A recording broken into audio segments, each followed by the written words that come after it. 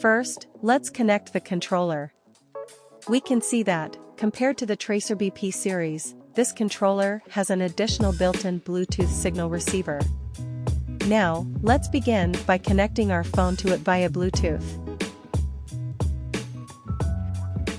First, we need to download an app called SolarGuardian.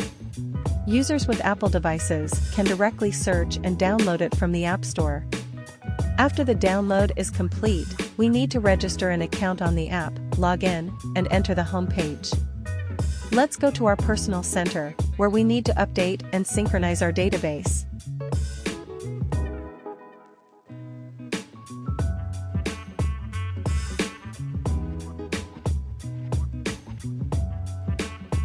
Once the update is complete, we return to the home page, click on the top right corner for offline mode, select Bluetooth mode, and turn on our phone's Bluetooth.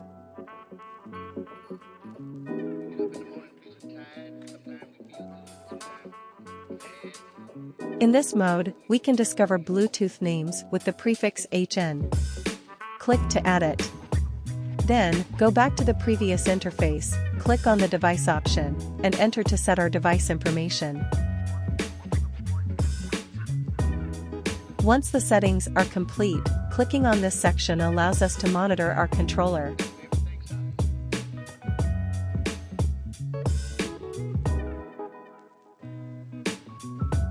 Here is the monitoring interface of this module.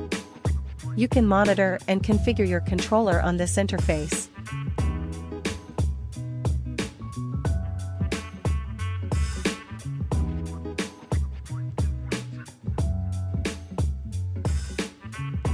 That concludes this video.